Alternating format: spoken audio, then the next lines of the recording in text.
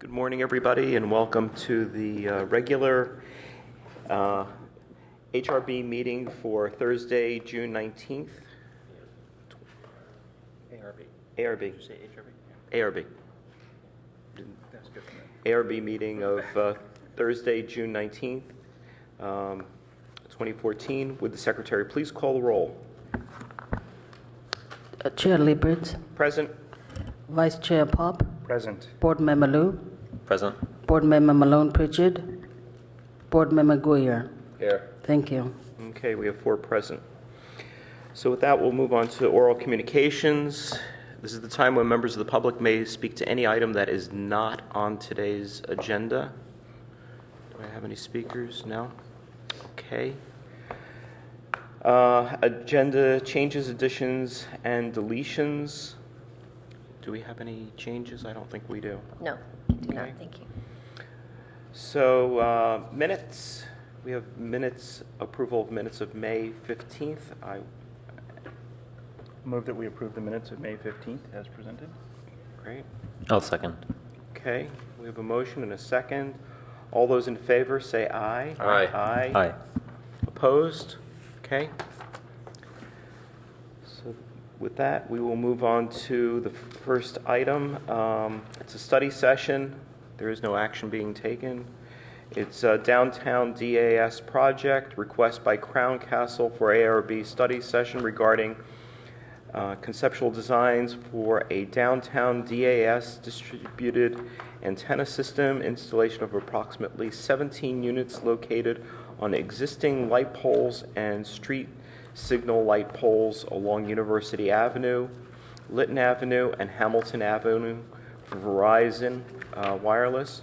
Poles are located near the following addresses: 135, 180, 240, 281, 338, 383 University Avenue, 496, 300, 250, 180, and 135 Hamilton Avenue, and 401, 245, 251, 305, 325, and 451 Lytton Avenue.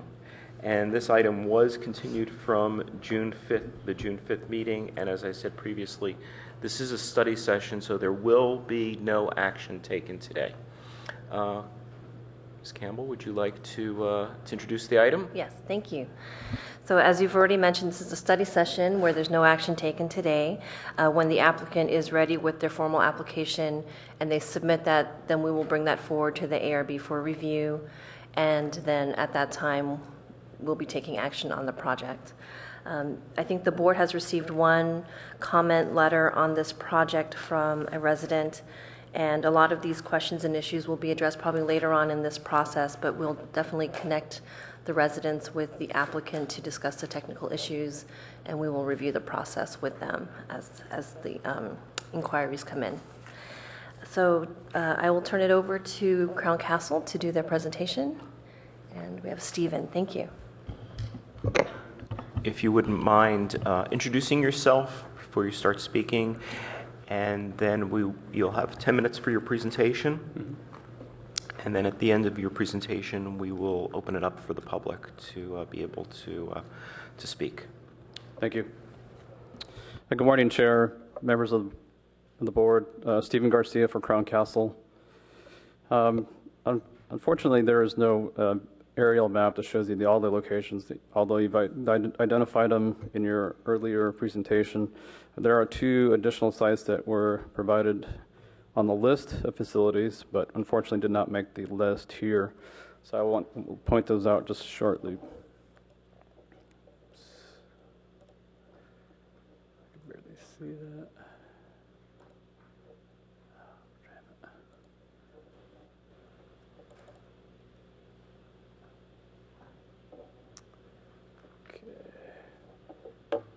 No, I don't have the benefit of being able to see that far. I'm trying to get to the bottom of this page here. There's 2 on the bottom of this list identified as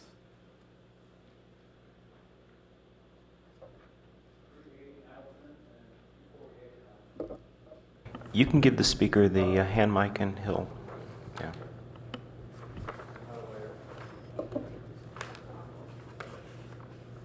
Thank you.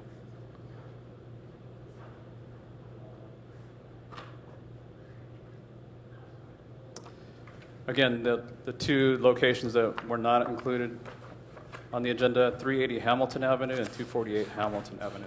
These are preliminary locations, all of which are subject to change based on your preferences and some of our flexibility provided by our customer.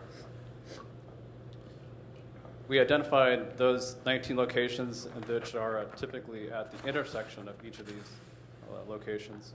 Although there are opportunities mid-block to attach to the same type of light pole in many locations. Unfortunately, it doesn't appear as though University Avenue has the same opportunity mid-block, but the other locations certainly have an opportunity to locate the attachments mid-block or at the intersection.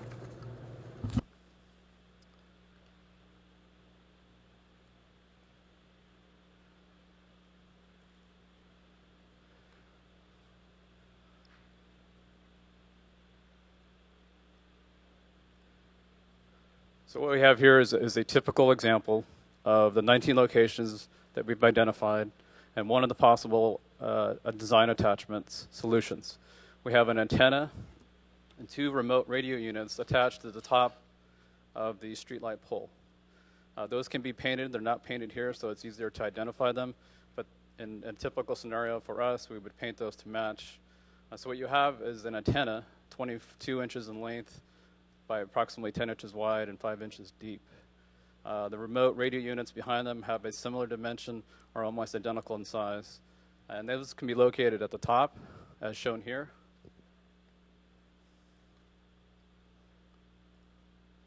Or at the middle of the pole, shown in these other examples. So these are the remote radio units. Again, can be attached at the middle of the pole or at the top of the pole. It's really a preference that you may or may not have. In either case, for us, it works. So we're more than open to suggestions about where you'd like to see the concentration of the antennas and the radio equipment.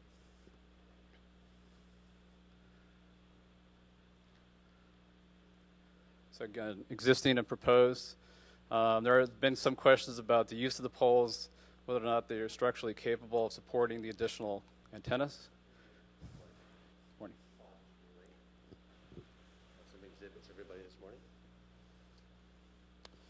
So what we have here is the remote radio unit, which would be attached, again, mid-pole or at the top. And one antenna, as shown here, would be attached to the pole at the top of the pole. Again, these would be painted to match and attached to the pole at either location. The question about the structural capability can be addressed in a couple different ways. One example would be that the city's records are current and we have the structural information about those poles. We can use those existing poles if that's available. If not, we've already planned or anticipated replacing those poles for like type poles and making these attachments to those new poles. Again, they'd be similar or identical in the nature of that design, but we'd have the records to prove that it is structurally capable. There's also questions about whether or not there's any interference with traffic operations or lighting. That's a simple solution. We do this all the time. There's separate conduits for each of those facilities.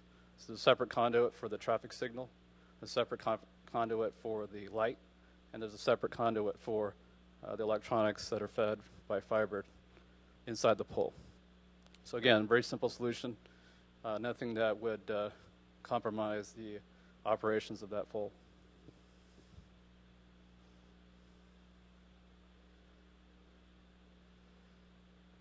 So in this scenario here, you have the antenna attached to the top, painted light gray. Again, that can be painted any color, darker or lighter.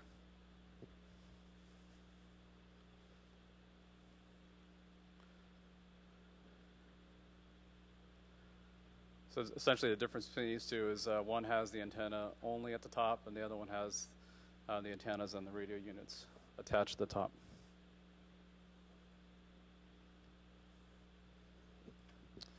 That's the overview of the project. Unfortunately, we don't have the map to show you those locations, but again, we've identified 2 additional locations for a total of 19 locations. Be 1 antenna and 2 radio units, either mounted at the top of the pole or at the bent span of the pole. We can replace the poles if there's no structural information available to us. And if there is, then of course we'd like to maintain or use those poles at the intersection, or when there's opportunities mid-block to locate on those as well, or instead. That's the end of my presentation. Thank you very much. Okay, staff, have any other comments they wish to make at this time? I just could add that in the packet that was delivered to the board, I think one of the exhibits is this, so that helps with the map for the project. I don't think there's anything else to add. We did get some comments, preliminary comments from utilities and transportation. They are working out the possibility of using the signal poles. They do have some concerns about that, but we're working that out to see if that can happen. Thank you. Okay. Any board member questions for staff before I open the public hearing? I hearing? have a quick question, if you don't mind. Okay, go ahead. So I understand that there are certain regulations in place regarding the placement of and the authority we have over the antenna systems like this. Is there sort of an overview you could give me of what our role is in the approval process, what we have the ability to control and what is outside of our purview? I just want to make sure that everybody in the room is really clear about what our task is today. Okay.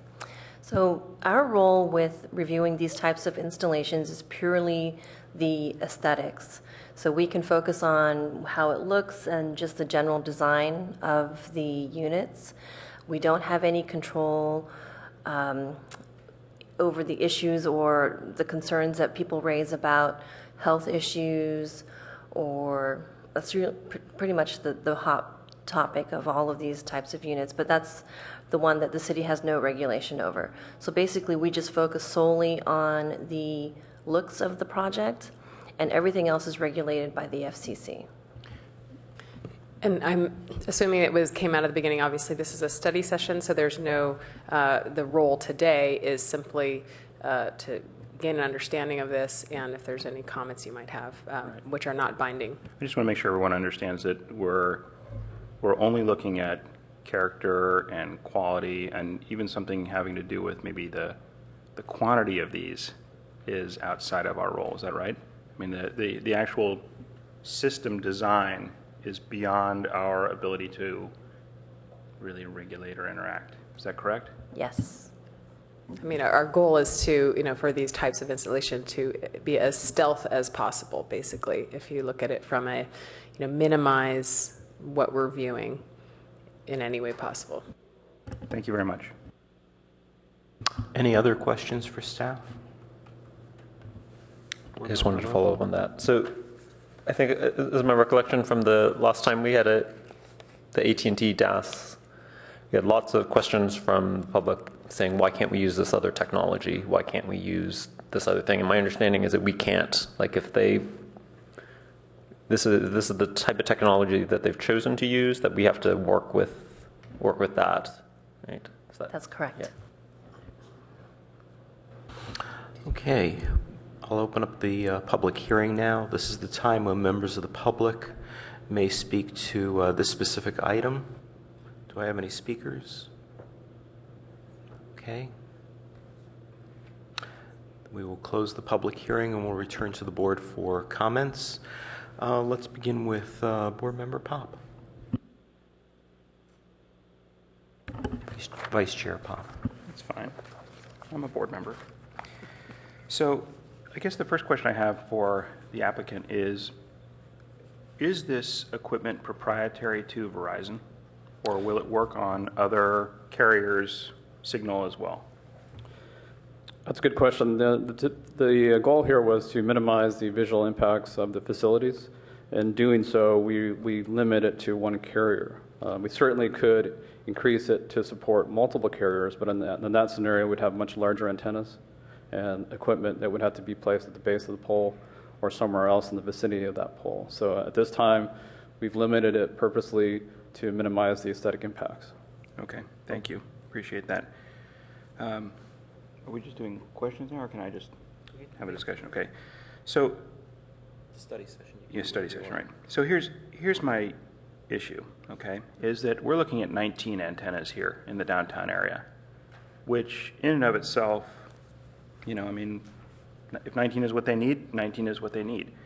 My concern is that if you multiply that by what I'll describe as the big four, you know, all of a sudden we're looking at 76 antennas downtown. And this becomes aesthetically very intrusive. And while I'm not particularly concerned about what I'm seeing here, and I appreciate their approach to painting and even potentially replacing the poles that would need to be replaced structurally so that it all works and all of those aspects, it's just far too intrusive to consider that we might end up with 76 of these. And so while I don't have a particular concern with the package that we've got in front of us today, what I do have a concern with is the potential impact of the next and the next and the next. And so my feeling is before we go forward with this, I think that staff, someone in Public Works, however we want to do this, needs to get in touch with all of the other potential providers, and we need a coordinated solution so that we don't end up with 100 antennas downtown. Because, you know, I've visited cities where there's all kinds of infrastructure mounted all over the poles like that, and it's not what we want our city to look like. My only real comment today is that the potential for this is that it is too intrusive, and that I think we need to develop a coordinated solution and an approach before we move forward with a single applicant. Thank you. Board Member Guyer.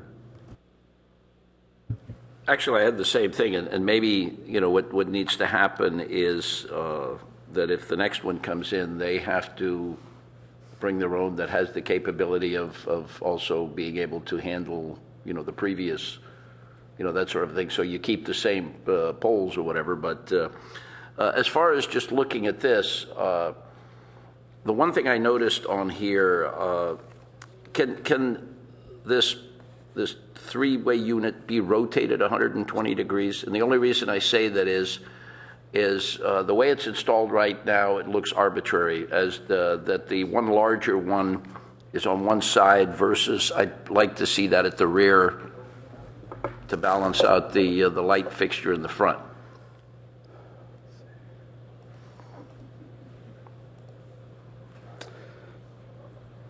It's there are three panels essentially. Right. There's one larger one and two smaller. I'd like to Yeah. have it so that the larger one's in the back and the two smaller ones are in the front. I think the objective here is that one of those is an active antenna, so that's the one that actually needs the position that's been identified. The other two, since they're remote radio units, they're not transmitting. You mean you're telling me it can't move 8 inches? It's going to make a horrendous amount of difference? Well, I'm just letting you know that there are limitations there. We'll certainly look at that closer just to see if there's any way to adjust that. But I'm I have letting a you know. real problem saying that that's the ideal only spot that could be put in, and you can't rotate it. Well, again, one of the suggestions then is to move it so that the remote radio units are lower. No, I mean, you know, lower is just going to make it even more obvious. So it definitely, I think if I have the two options, I'd rather have the thing up higher. Okay, certainly. So we'll take a look at that. If there's any way we can adjust that in the manner that you're speaking of, certainly we'll do that. Okay, that's basically the only thing I had on it. Board Member Liu.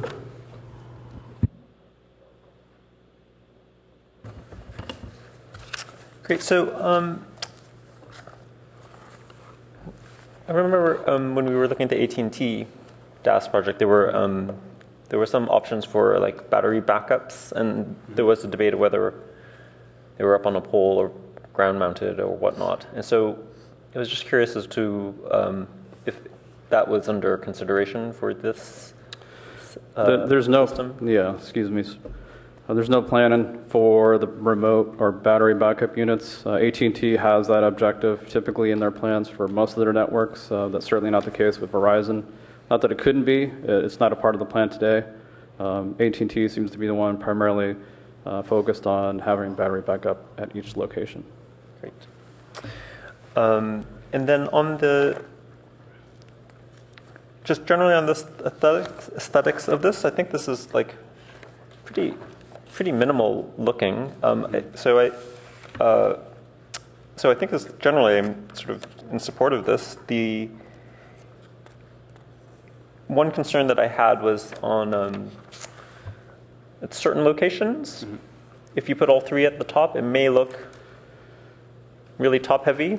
I think in the pictures that you were showing where there's already a taller building nearby, it doesn't really, nothing pops out in my mind. But at some of the other locations where it's just like a one-story house kind of building, where the pole is much more visible, like in some of those locations, it may be better to move the radio units down lower, or if there's a way of adjusting the locations. I think there's one on Lytton that popped out in my mind just because we were looking at it for a project later today.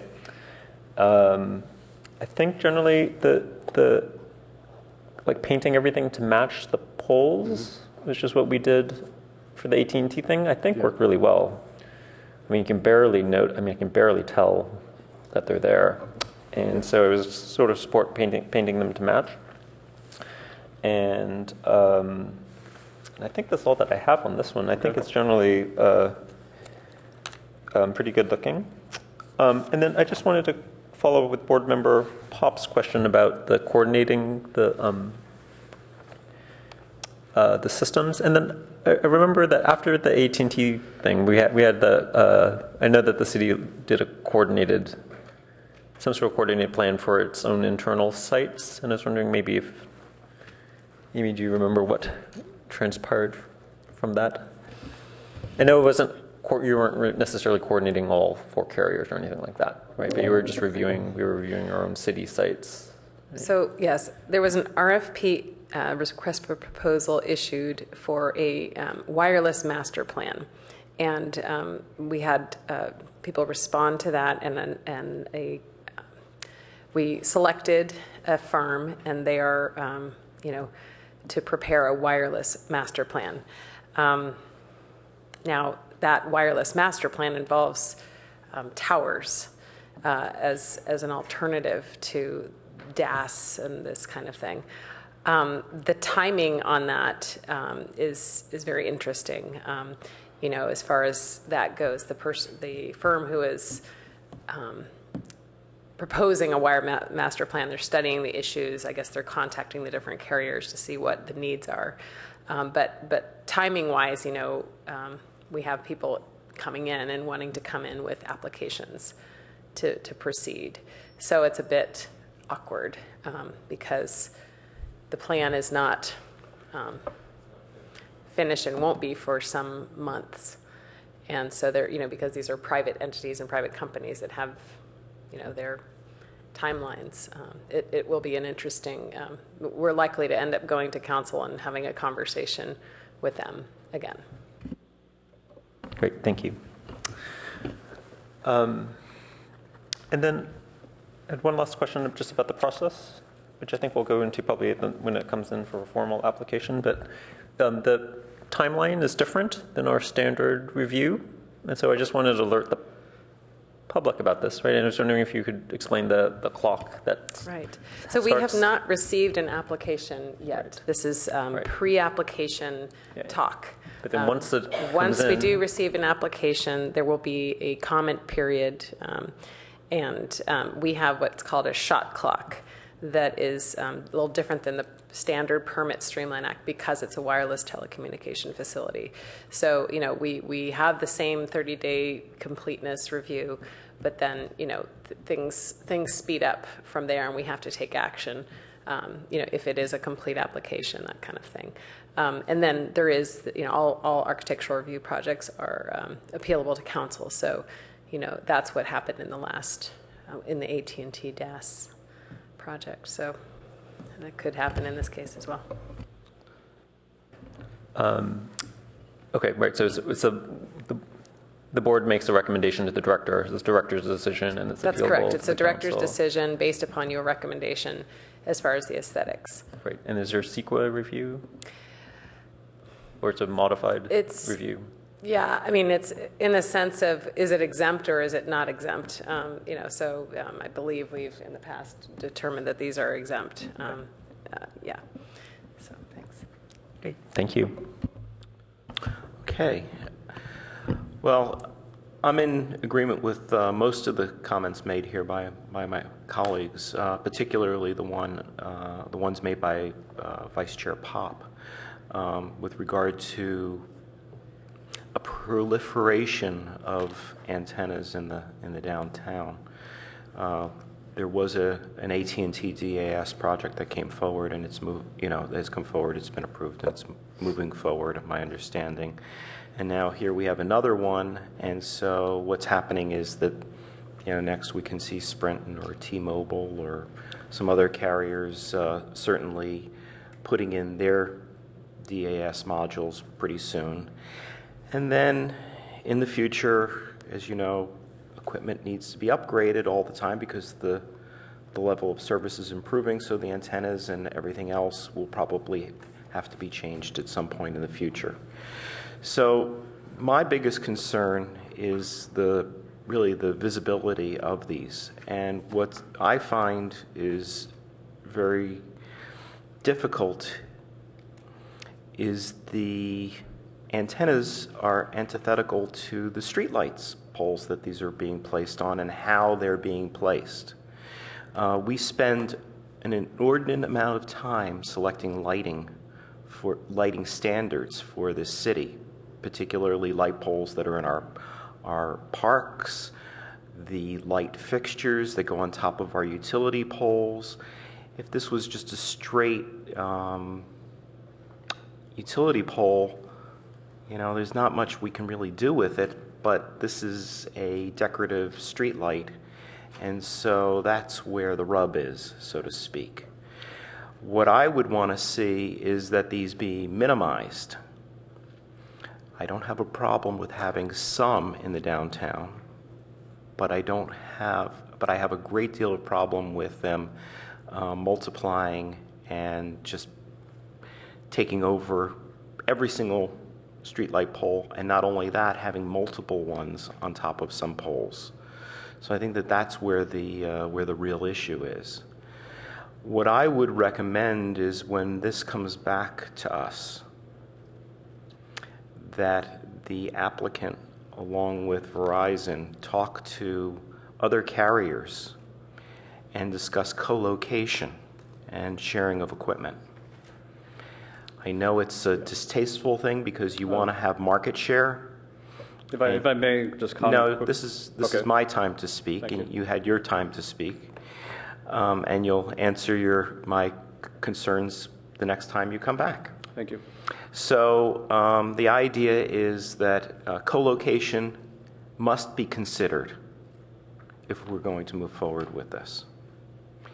And so that means that it may have to be different equipment, and it's going to have to be shared by multiple carriers. And there's going to have to be an agreement that in the future, other carriers that want to sign on and lease from Verizon, they may do so. So that's basically my comments on it. Any other follow-ups? Let me ask you that, based on that, would you be willing to accept, at the moment, for instance, a larger unit if it had the ability to,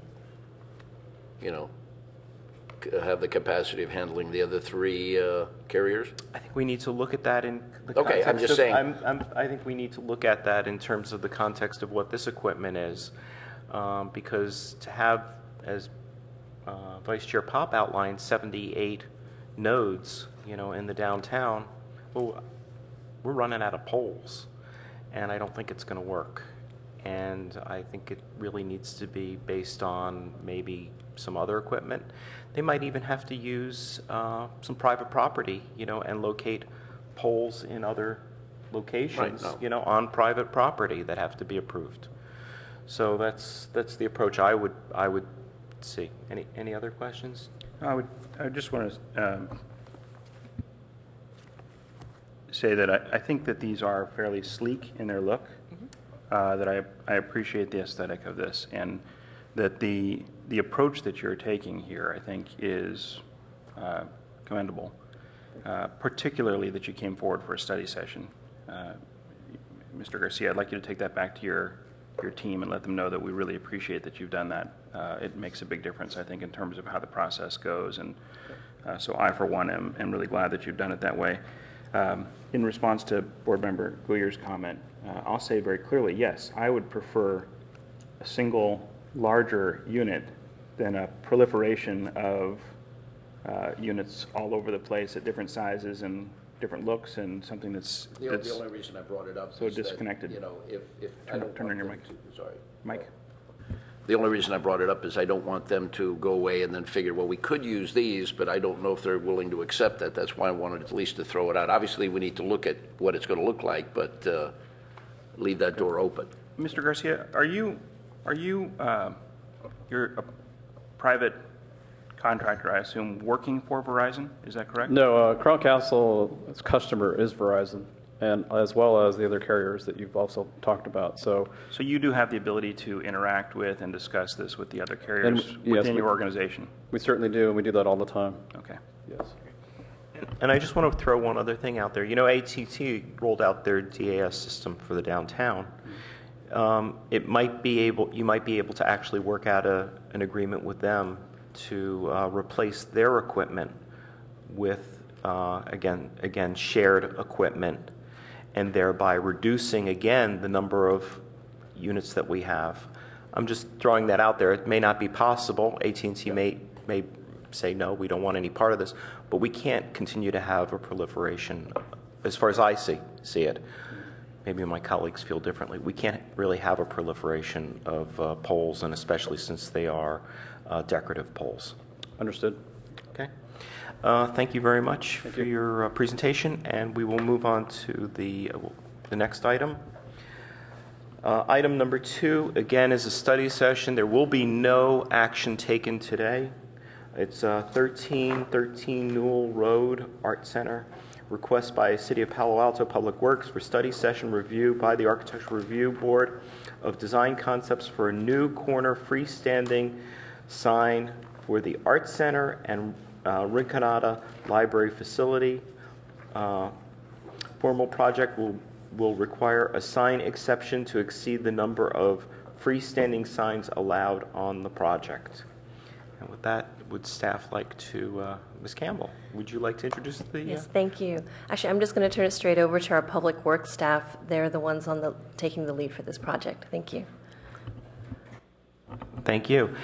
And you haven't spoken before us before? No. Okay, so if you'd be so kind as to just simply introduce yourself, and then you'll have 10 minutes to make your presentation, and we may have some questions for you afterwards, and then we'll open the public hearing.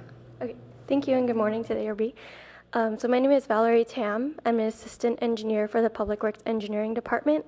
And to start off on a background of the project, I'd like to introduce the library director and art center director.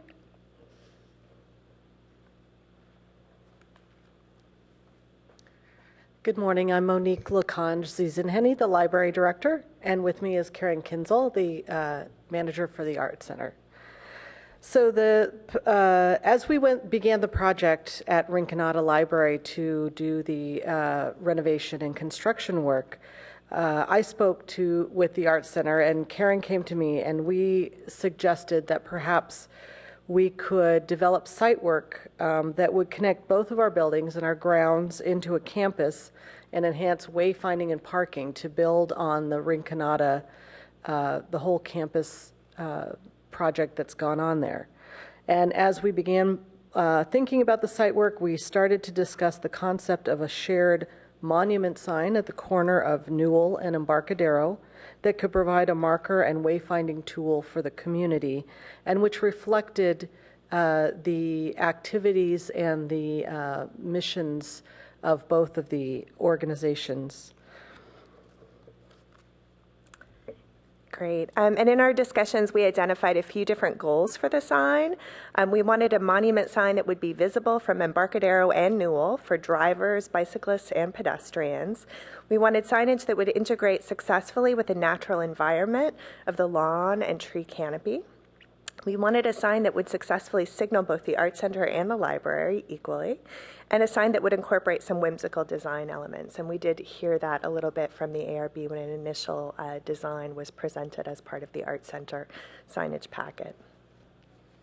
And it was further reflected with the library signage as well. So we're looking forward to hearing your feedback, getting some ideas from you related to the initial design concepts, and we look forward to working with you to design and implement a sign that showcases this exciting new campus. Thank you. Thank you. Any other remarks? I'll just begin with the presentation. Okay, great. Thanks. Thank you for 8 minutes.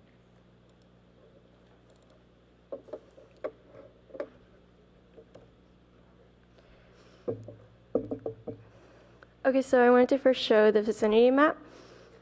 And you can see that Embarcadero is one of the roads that lead to 101. So there's a lot of commuters going along Embarcadero that pass this Newell Embarcadero intersection. And there's also some schools, an education center, and neighborhood parks. So there's a lot of pedestrians that walk around this area and bikers. So for the site plan of the existing signage, you can see on Embarcadero that there is existing signage for the art center, but not for the library. The library only is going to have signs with the new construction along Newell Road. So here's some photos of the current site. You can see that it's very open, it's very flat. There's a lot of trees that you have to build around. These are specifically sycamore and camphor trees, and camphor trees have roots tend to be very web-like, so if you end up disturbing it, it could be a problem for that tree. And so that was one of the considerations taken into our design to try to minimize any disturbance to those trees. So here's two previous design concepts that we had. These were one of the first two that we came up with. And so we wanted something distinct, something interactive, since there's a lot of kids at the art center, and something that could be visible. So for the top right, we have these rings. We were thinking that they were going to be about 4 feet wide. Kids could climb onto it, maybe even sit inside the rings and just interact with it a little bit more. And then also on the bottom, we see a curved sign, which is another concept we were trying to work with because that intersection is so sharp. And so it would pretty much wrap around the intersection. And also we discussed about raising the sign since that area is very flat. And so with these designs, we looked into staggering them to make it less block-like, and also starting to curve it and play with the different fonts that we could with the sign. And we also integrated the logos that you could see in that rendering. So our first design, we'll refer to design A. This is a sign that's about 10 foot tall and 20 feet wide with a stone base. The lettering is going to be made out of 3-form, so it's semi-translucent, with an ampersand that kind of resembles a reader, like sitting down. And that'll be of a powder-coated steel. And so here are some renderings with the sign in place. This is right when you're walking along Embarcadero. And then this is driving by Embarcadero. You can see that it doesn't block the sight distance when making that turn. And this is across the intersection. And you can see how there's a traffic signal light and a tree that we have to take into account for. So we also further developed one of the previous designs, and this we added some figures as well as 2 hills so that it provided more of a less flat-like feel to the sign. And some options that we had was to keep the signs as powder-coated steel letterings or to add touch-sensitive letters where these letters would actually be 3-form, and when you touch them, it would turn to different colors. And so that was one of the ways we were thinking of making it interactive for the kids at the art center or any passerbys. And you can see that it's very easy to walk up to based on its location. And the view from Embarcadero, you can see it's a little difficult to see. So we also decided on trying to double the sign. So right now, this is a doubled sign where we just replicated or duplicated the sign on both sides, so you can see it clearly from Newell and Embarcadero. And this is the front view of the doubled sign. And so we really look forward to the ARB's feedback on these signs and just making sure that we're traveling in the right direction aligned with Palo Alto sign culture. Thank you. Thank you very much for your presentation. Okay, with that, are there any questions? Okay, so now I will open the public hearing. Are there any members of the public that wish to speak to this item? Okay, we don't have any public speakers. So we'll return to the board. I'll close the public hearing, and this is a study session, so we're just providing comment. So I'll begin with board member Guyer. Okay, I wasn't here when this first came out, but I guess I'm a little confused. I'm just curious why we went through this whole thing about having a library monument sign and then a library and arts center monument sign, and now we have another library and arts monument sign at the corner. I mean, I'm not a big fan of signs to begin with, no matter how nicely you dress them up. And I mean, it seems like we're being pummeled with signage for this facility. I'm just curious, if we grant this one, why is the one the previously approved or library and arts sign, monument sign necessary? I mean, if you've got this one, which basically says both of these items are in this area, I would assume the other one would have had one for library and one for the arts center. So I mean, that's one thing. The other thing is, my God, this thing is massive.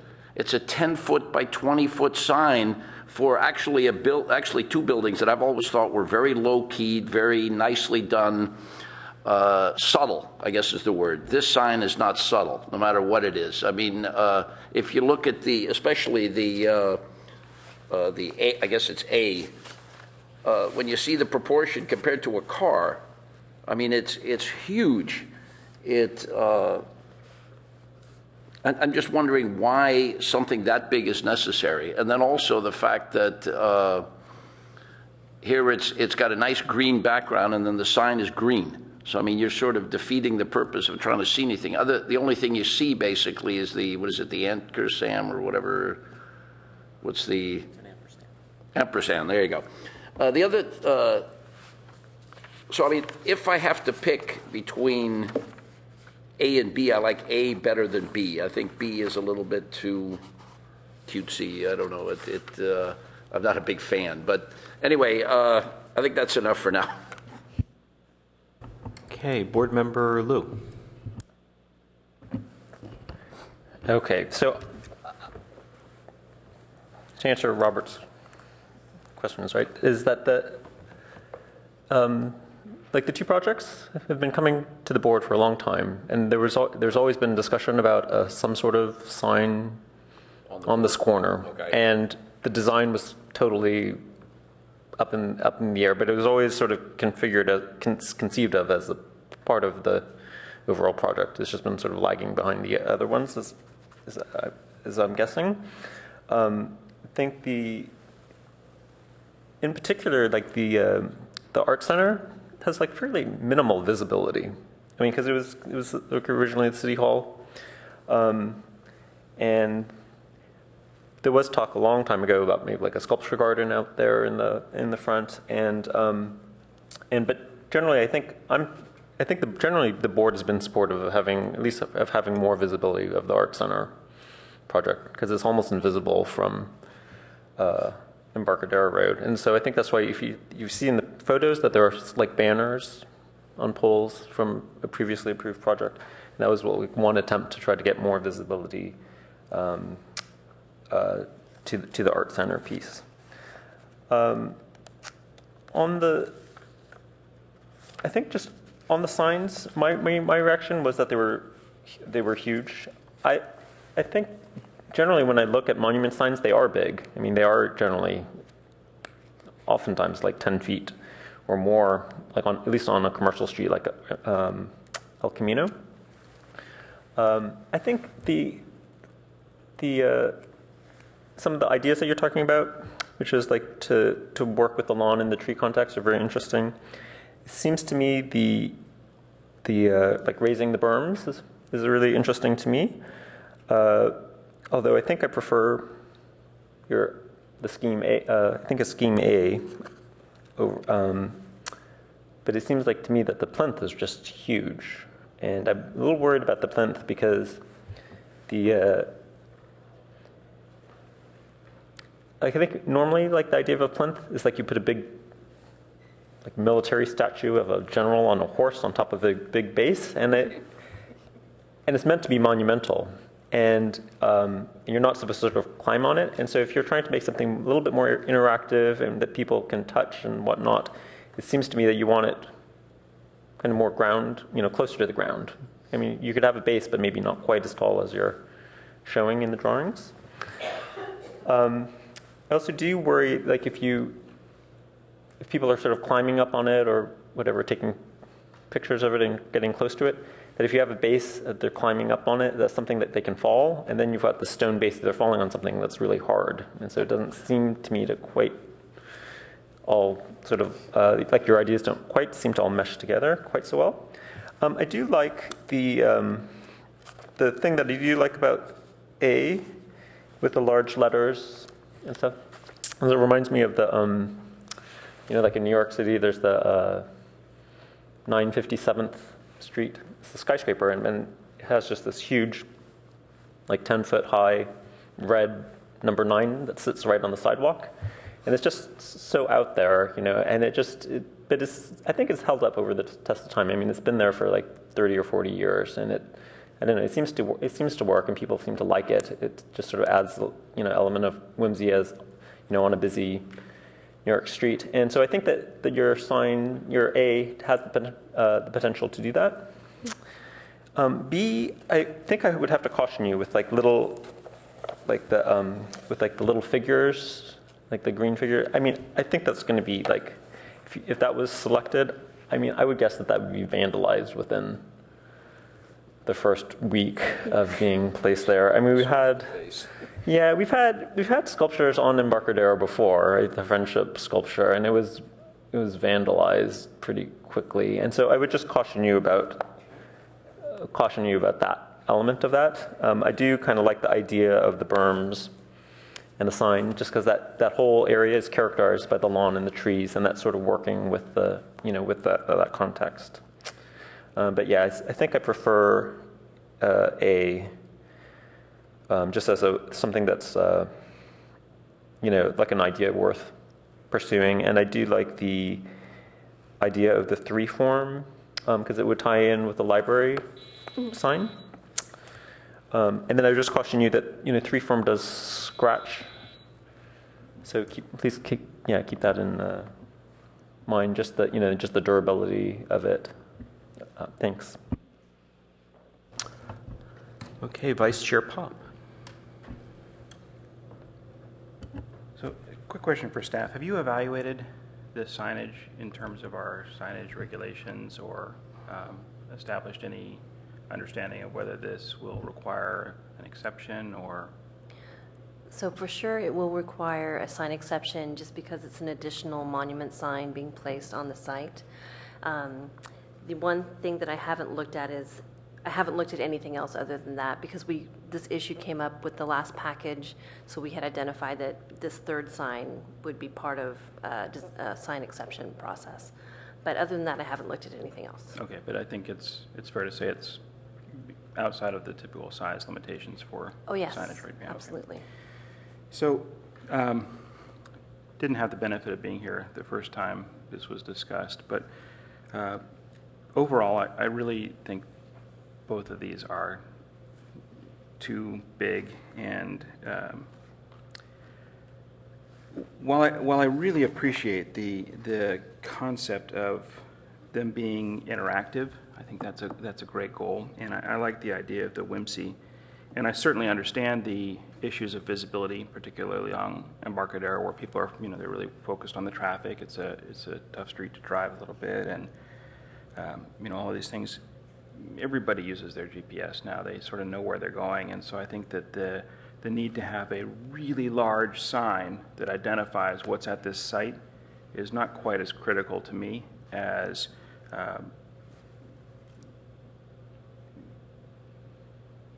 it might have been years ago.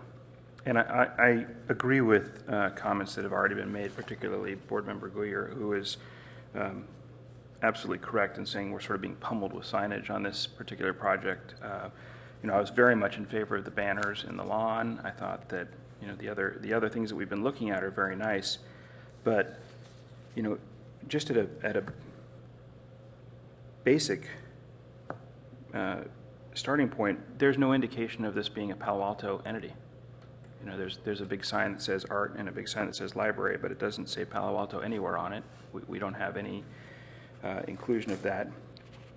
And I, for one, feel that would be important. I'm concerned about the berms, the grass berms. I think that the renderings are great and they show them all green and beautiful, but maintaining that is always hard. And I think that over time, grass, particularly if it's interactive, will show the effects of wear and tear, and it will be tough to maintain that. I agree about the iconic character of the little people for the Art Center and the library, and I think in addition to the sort of the vandalism concerns, I'm concerned about just sort of the longevity of the aesthetic and whether it will start to look dated. We've been establishing some pretty nice standards for how signage should work for city entities, and this is pretty far outside of that. I understand it's a different type of sign and you're trying to achieve something different here, but for me it's sort of too much and too big, and I'm gonna have a hard time supporting an exception for a sign that has this scale and this character when we already have so much clarity about what is at this site. If I had to choose between the two, I definitely prefer A at this point and the direction that that's headed. I think that there's a bit more elegance to that, and even within the concept or the goal of whimsy and interactive character, I think that something can be achieved with that. But the comments I think about it being green on green are fair, and it's not the ampersand that we want to be prioritizing, it's the rest of it. So I'd ask you to go back and consider some other options. I'd really like you to come back with something that would fit within the limitations of our regulation, rather than feeling that we need to look at something that automatically assumes an exception. There should be at least one option, I think, for us to consider that meets the regulation. Thank you. Well, first of all, I want to thank you for your presentation. I think that somewhere up in heaven, Leonard Schlane is looking down on us and smiling. This is absolutely wonderful, having the coming together of the visual and literary arts. And he was a very big proponent of that as we move from a literary society into more of a visual society. The two of these are very important. What's sort of lacking from this is, I think, the artistic portion. I don't know if you've hired an artist to work, a signage artist to work with you on this or not, or whether you've commissioned an artist to work with you, but it seems to be lacking that component. What I mean by that is that I look at these solutions and I don't find any of them compelling enough to want to approve. Yet, it's almost as though it followed the standards that we've established for the signage program for the site almost too literally.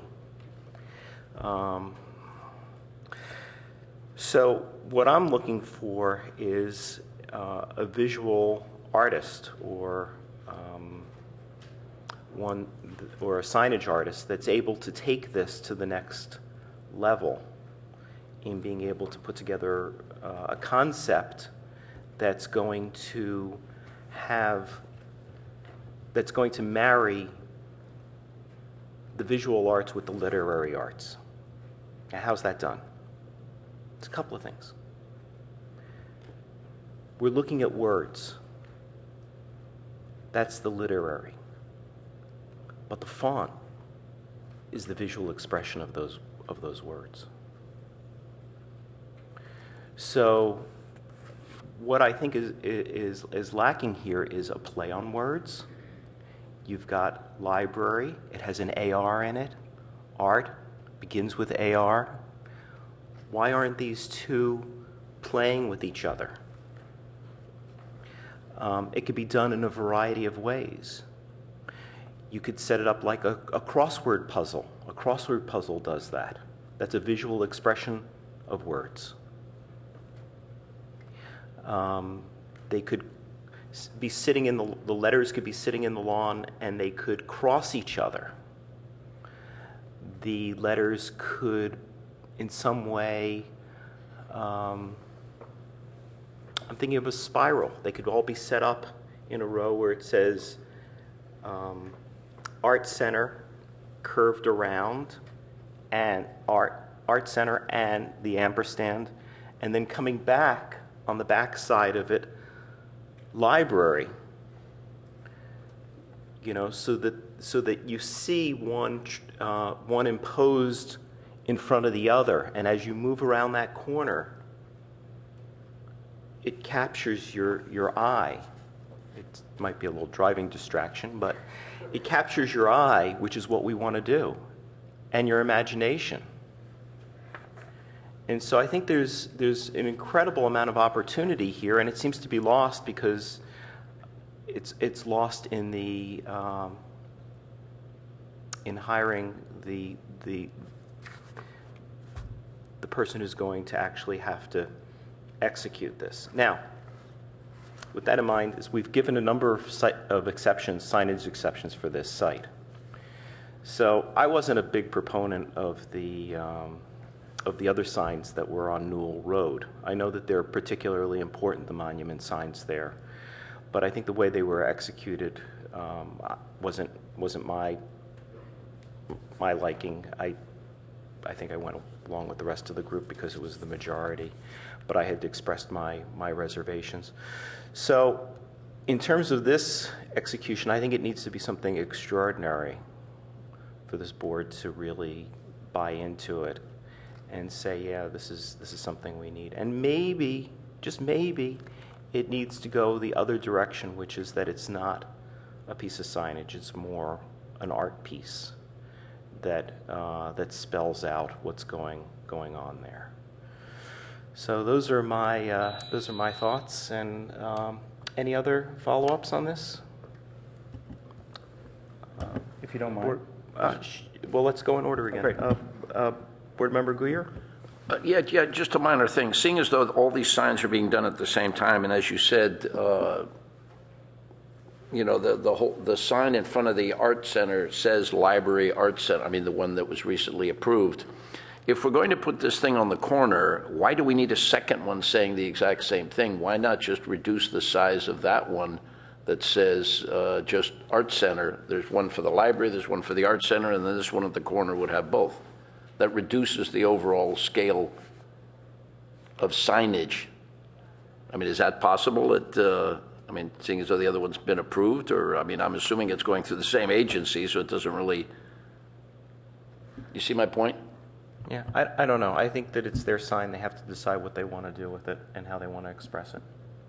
Okay. Okay? And we're here to sit there and say whether it expresses it properly and whether we can grant a signage exception or not.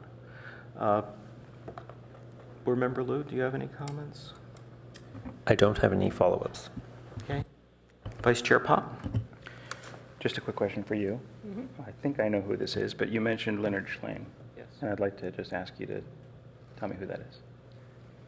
Leonard Shlain wrote a very compelling book, The Alphabet and the Goddess, and he described how society and culture is changing based on visual communication, and that the Reader's Digest version of the book, and I'll make it very brief, is that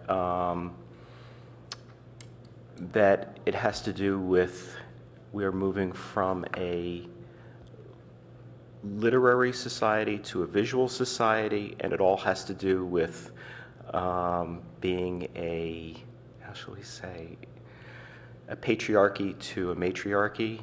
It has a lot to do with the roles of men and women in society, and it gets to be very complex, but it's a very positive book. Did I capture it appropriately? I got a nod from Karen. Thank you. Okay, maybe you want to read the book. Okay? Thank you very much for your presentation, and look forward to this coming back. Thank you.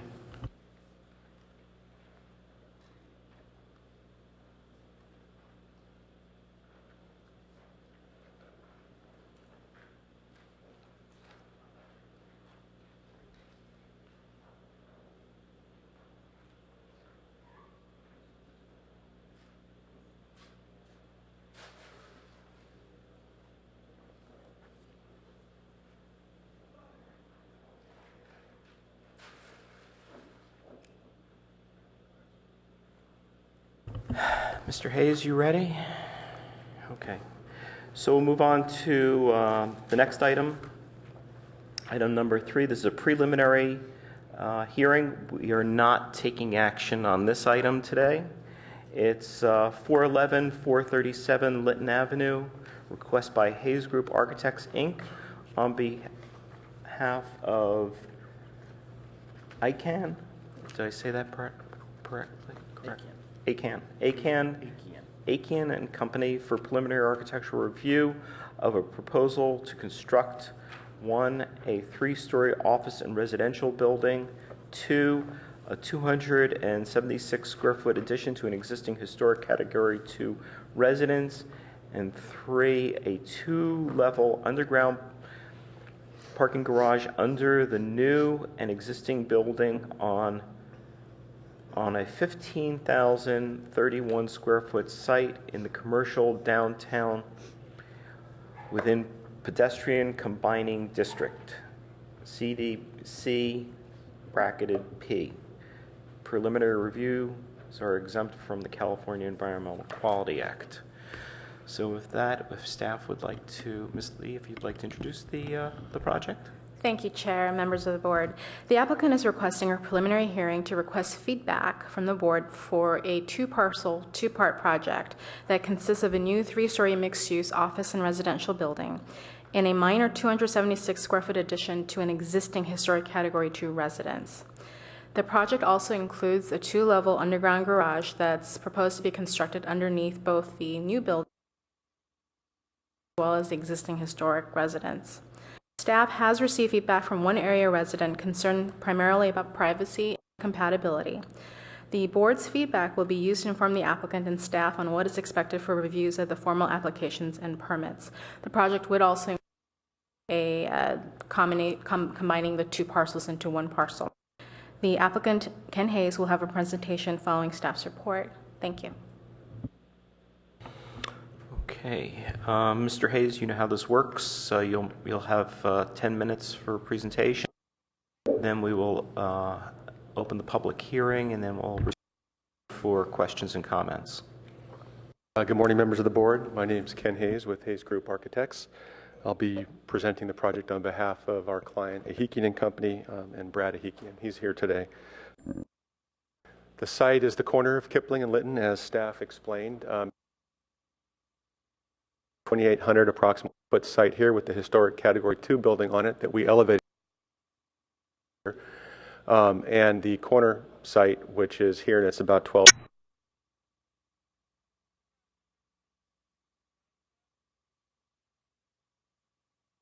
Property.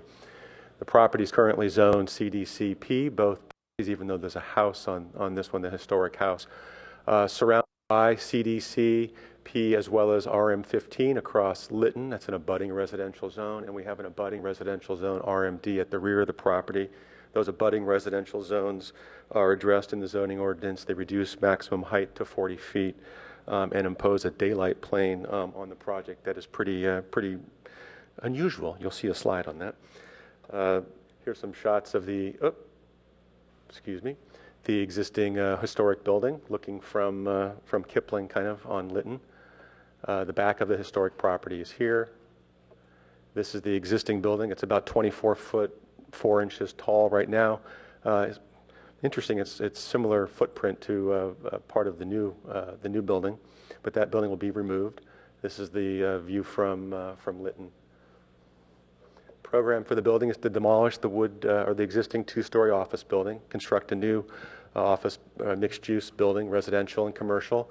The goal was to try to get to 1-to-1. We're actually about 0.88 to 1 FAR. I think the building's about 13,000 square feet, where we could have been 15,000 square feet, so we're not quite fully there. It's being dictated by the parking. The goal was to fully park the project in the underground garage with no bonus floor area, no parking exceptions requested. We are going to create one 3-bedroom rooftop unit that the owner plans to use personally. And then we wanted to have some private outdoor common space, as well as private yards and balconies for the enjoyment of the owner. And of course, we're going to restore the 411 historic home and receive the bonus floor area, which will not be used on this project. The goals are to create a modern mixed-use building that responds to the site, incorporates daylighting strategies, utilizes sustainable materials, and generally enhances the living and working experience. Minimize the visibility of parking and trash and utilities and meters and that sort of thing. Reinforce the Kipling Lytton corner with building form, and then address the transition to the residential neighborhood behind.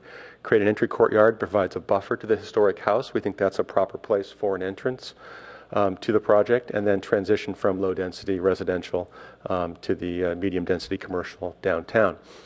Site analysis here. You can see we reinforce the corner here. You can see that in the red. We have increased setback. We have about 30 feet setback on the building on the ground floor, where 0 is required for the ground floor. We have a garage entrance here for vehicles. We have pedestrian entrance, the main entrance here off of Lytton, sort of joined with the historic building, and then we have an ancillary entrance off of Kipling. This is the idea. We create some kind of a open space between the two buildings. It's about 30 feet, again, in plan on the first floor, and it's about 22 feet on the second floor above at that courtyard space. The historic addition really only has one place to go. That's out the back of the historic building. Staff has indicated that that will probably be reviewed at staff level and not be elevated to the HRB because it's incidental.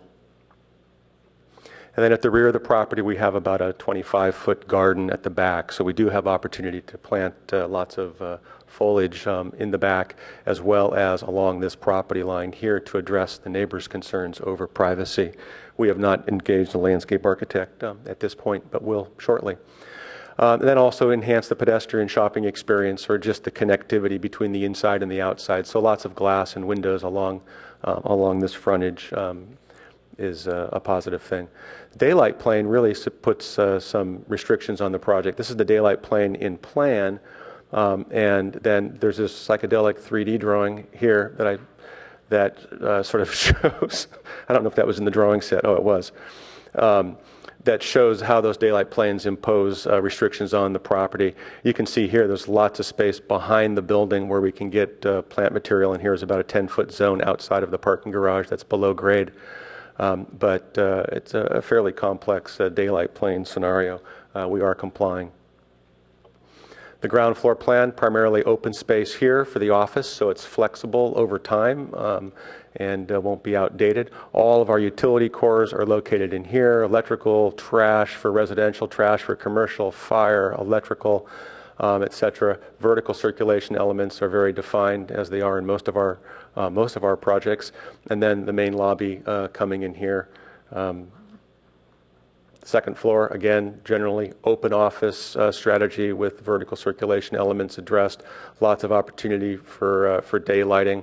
The solidness of the building transitions to the entrance here, so that the corner is a bit more solid than the part that starts to move down the street towards the historic building. Rooftop terrace for the second floor, so it's only 1 story tall essentially back here. This is probably at least 55 feet to the rear. And then on the third floor, we have a 3-bedroom residential unit with wrapping terrace off of the Lytton facade here. This is sort of the south facing, as we all know. The sun's going to move from here to here, so this will be washed in daylight. Our concerns over shading are addressed with sunshades and so on. I'll show you that in a minute. But main master bedroom, study, living room, kitchen, and then on the back side we have 2 bedrooms with their own baths. And again, they have a small little balcony, each of them, at the back of the building. We looked at a number of different vocabularies. This here, more traditional sort of pitched form. This here is more of a flat roof on top with wood siding on the bulk of the commercial part of the building. We ended up settling on, we looked at a curved roof or an arched roof scenario to try to really define the unit on the above, but we focused on this one here. We liked the idea of the wood siding, but we wanted to use a different material that might be a little bit more commercial and might be, or that will be, longer lasting. We're thinking like a Parklex rain screen product on this commercial part of the building. And then we do have cedar wood siding on the building further up. Here you see the roof forms in sections. So the strategy is this is Lytton out here. So on the southern side, we have some sun shading, but lots of glass. They look across the street.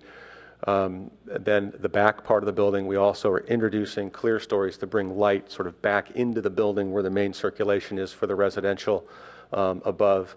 You can see how the terraces work here for the residents above. These are small terraces for the bedrooms, and then a large terrace for the commercial space. And then again, the rear property line is back here. So you can see we have opportunity to plant lots of material in that area for buffering. Streetscape view, there's a 2-story office building here, smaller 2-story office building here. We're trying to pull some lines of our building across that align with the office building further down the street. This building is 2 foot 4 inches taller than the building that is there if you take the height to this solid element here before the glass rail. I have a better drawing. Here's the idea of trying to transition down, get more sort of residential form, a gambrel type roof that you see in some of the craftsman homes in the neighborhood, although we have it clad in standing seam. This is the point that's 28 foot 8, I think, on our building, or 26 foot 8, and the existing building is 24 foot 4 to that point. So not much taller than what's there, and what is taller is really a glass railing. The view from Kipling. And then the back of the building show you how the roof forms work here. And then we reintroduce the Parklex siding on the back. So here's some views of the 3D. As we wrap the corner, as I said, the building is a little more solid here with punch-out openings, sun shading devices, lots of glass on the ground floor. This would all be the wood Parklex siding there, glass railings above. And then from the historic side here, this is the entry court below. Our vertical stair sort of anchors that corner and enjoys the view of the outdoor space as well as the historic home. And then just a few other views from above. You can see where we're incorporating the wood siding on the residential unit as a indicator of the use there. And this is the garage entry. Certainly can get more, introduce plant material here as well for screening. There's a 10-foot setback requirement to the residents. We're 20 feet, and we're 30 feet on the ground floor. And that concludes my presentation. Thank you. Great. Thank you very much, Mr. Hayes. Okay, with that, I will open the public hearing. If there's members of the public that wish to speak to this item, you're going to need to fill out a speaker card, give the speaker card to one of the staff members.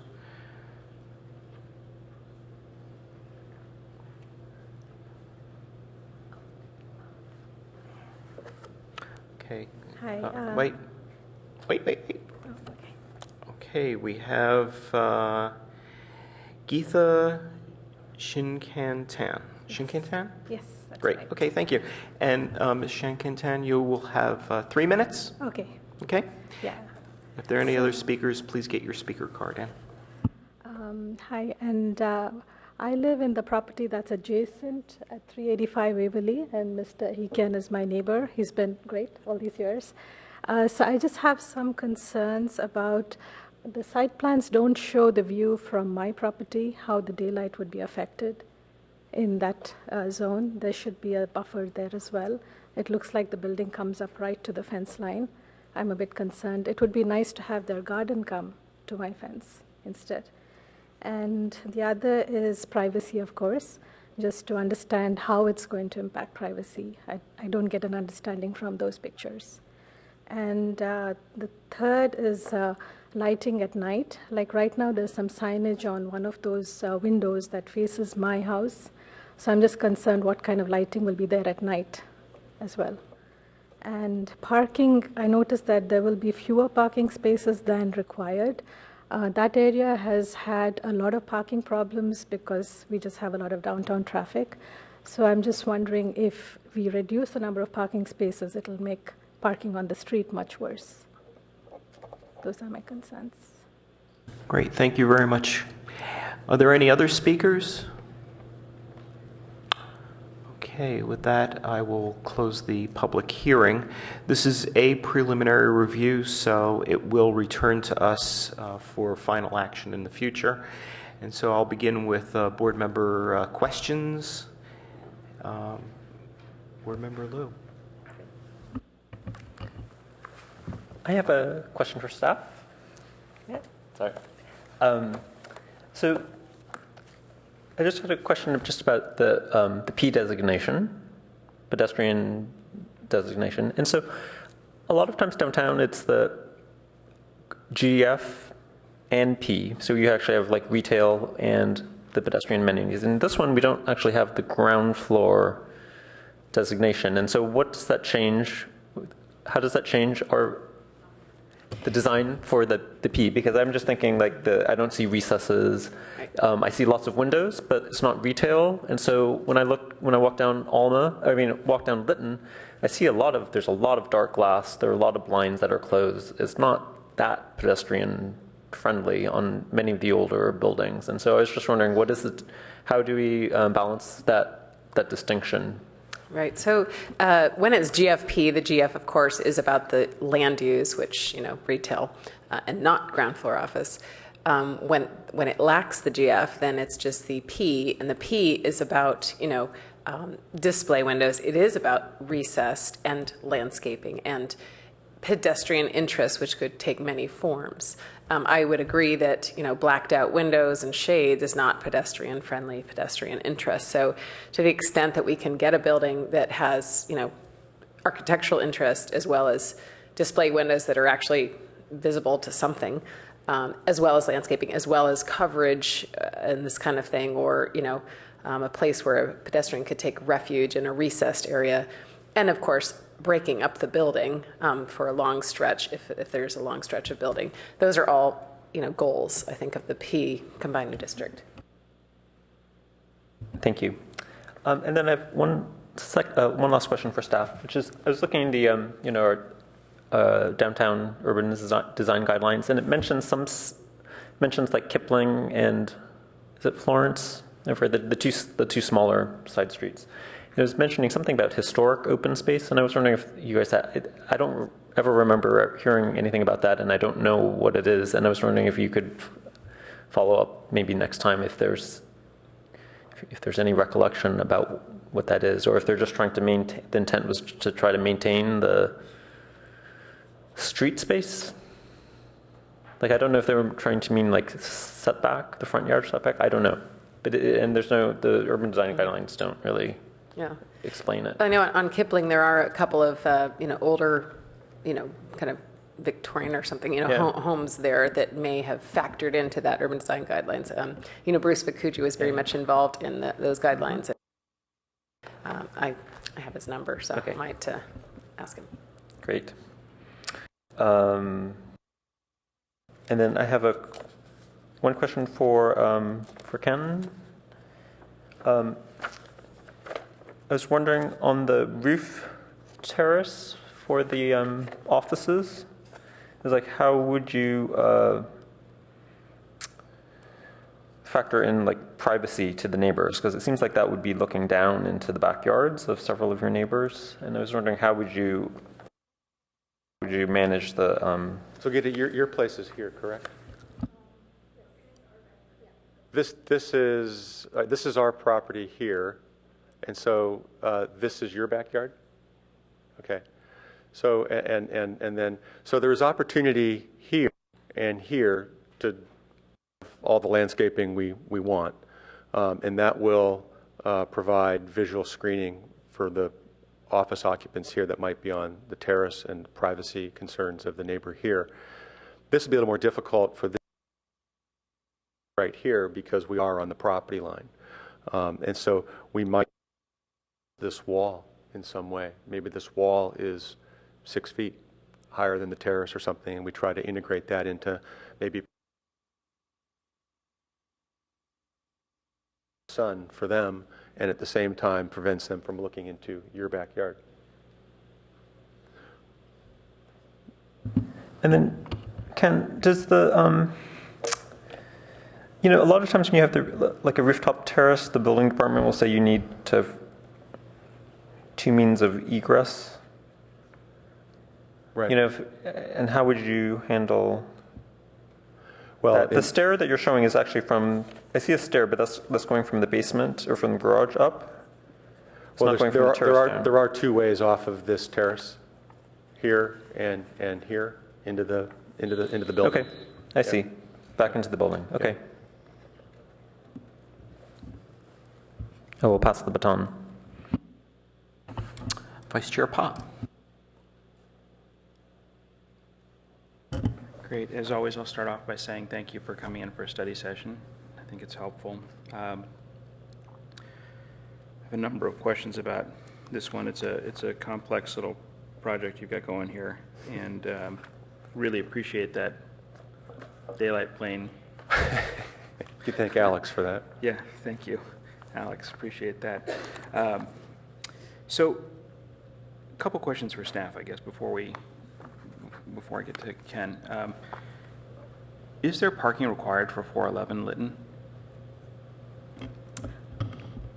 Yes, there is parking required for the entire project. So it looks like the applicant's proposing to maintain uncovered parking space for 411 Lytton, but the code does require 1 covered and 1 uncovered for residential uses. So an option would be, as noted in the staff report, that the uncovered parking space can be on site adjacent to 411 Lytton, and then the covered parking can be provided underneath in the garage. So the parking for Lytton would be, as I'm facing the building, on the left side where that sort of the non-conforming carport tarp thing is right now, right? Yes. Okay, all right. Okay, that's helpful.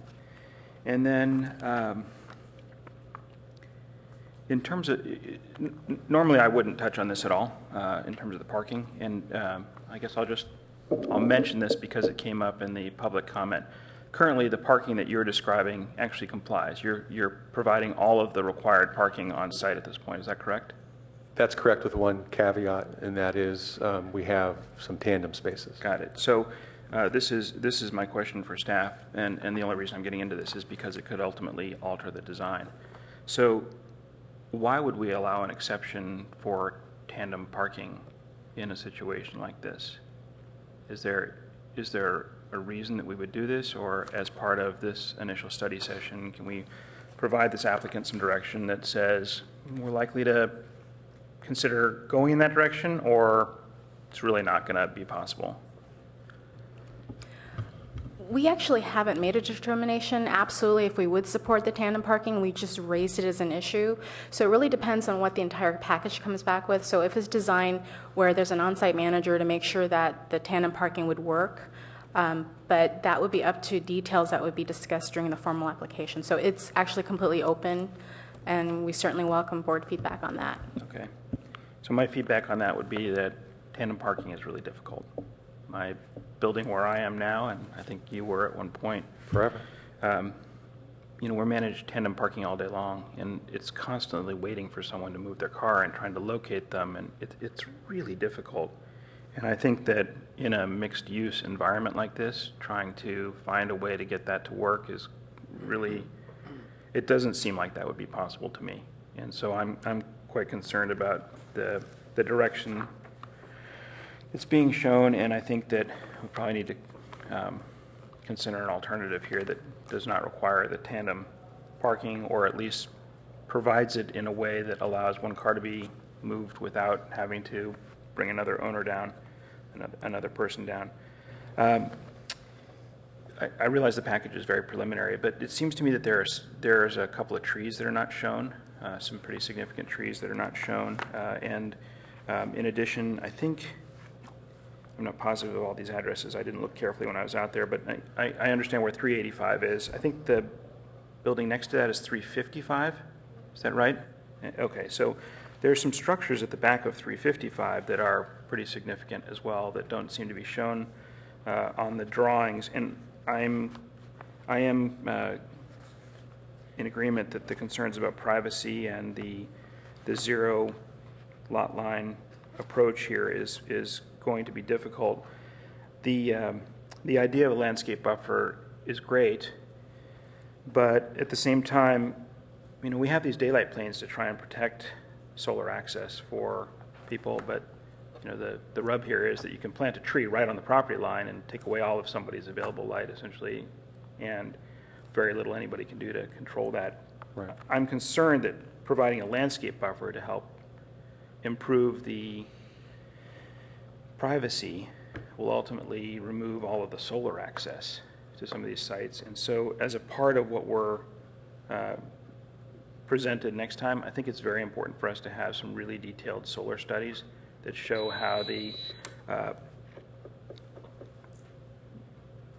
building's mass will cast across other properties, and then perhaps we can extrapolate from that what plantings right along the property line might do. I've got some other things, but I'll come around the next round. Okay, Board Member Guyer. I don't really have any questions at the moment. So okay. Yeah, it's just, I guess I share some of the concerns of my fellow board members up here, is that this seems to be, especially with the whole concept of combining the properties just to get as much FAR available to make as big a building as possible. Definitely at the detriment I see to 411. To me, it's a historic building, but I mean it's basically being sacrificed at the at this massive building going in next door. I mean, we talk about juxtaposition of buildings, and when you see your elevations, you see this 40-foot building right next to a maybe an 18, 20 foot high building, and it's difficult for me to accept.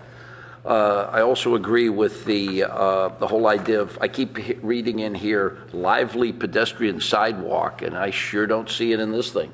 I mean, I see a whole lot of glass and maybe the back of, which we've talked about numerous occasions, the back of somebody's desk with all the junk piled on it that you walk by. I mean, if this is going to be a lively pedestrian, either we design for it or we make it so that it has to be commercial down there, one or the other.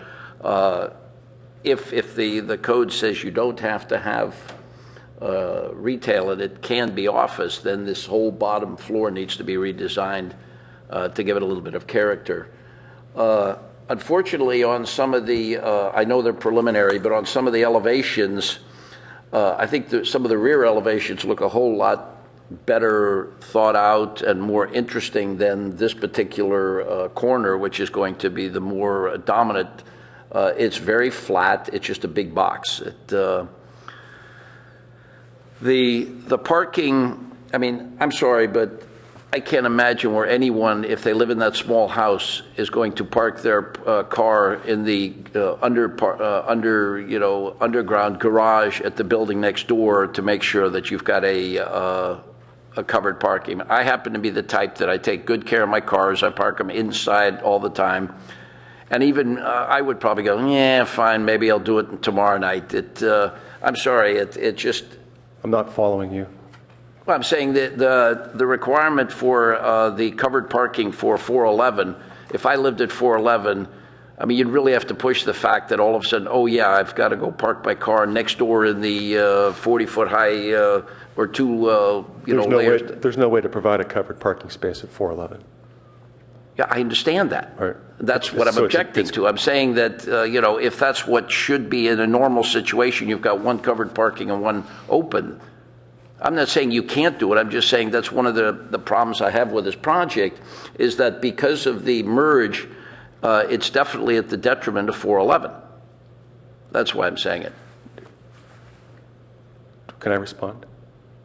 Sure. So 411 is an independent parcel now that there's no way to, it has grandfathered status.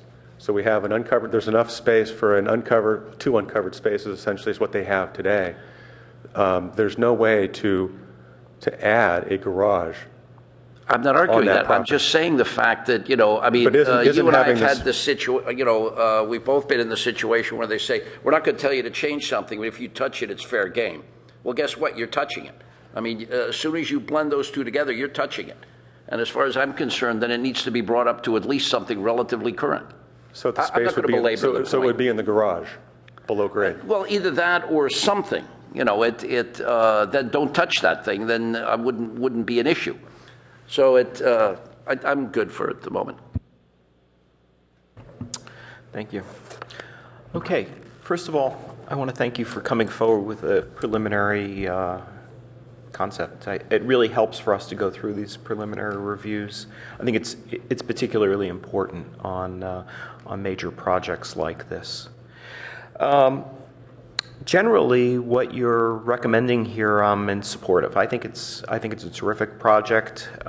Sorry to see that building go that's currently there, but I understand the motivation for doing it, and I think it's a terrific project. And I think it's really great getting a surface parking lot underground. Anytime we can get parking underground, I think it's really a great thing in this town because it creates more pedestrian street frontage. Where I have some difficulty, I guess, in the whole thing is the ground floor glass, and I know exactly what's going to happen. Startup company is going to go in there. A9 might even move in. They're going to cover the glass. They're going to obscure the glass, so it negates the whole purpose of having glass along the street frontage. And thinking about the city council being so indecisive and not able to make their decision on sidewalk widths, I'm going to make a suggestion here. I think it's important that when we begin to look at pedestrian-friendly, not the GF overlay, but the P overlay, that we begin to step those buildings back at the ground floor if they're going to have full glass and begin to create maybe arcades. I think what's going to begin to happen here is if we have glass there, if you as the architect propose glass and it's stepped back and there's some sort of a buffer there, it will become less necessary for the tenants to obscure that glass, because they're not going to be as concerned of people walking up to the glass and looking in.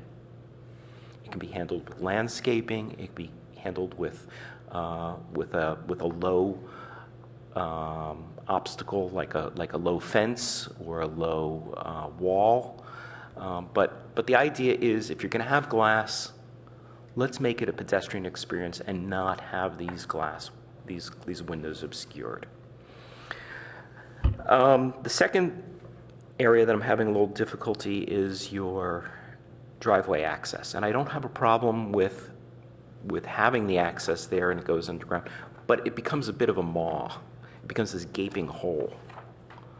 And so what's going to be done to bring excitement to that and some sort of interest?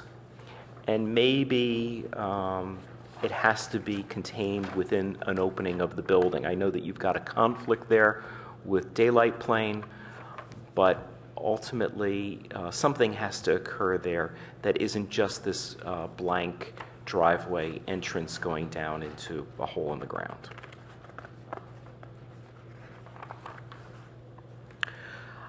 There are some very exciting elements of this building. I love the clear story monitors that you've put on the top of the building.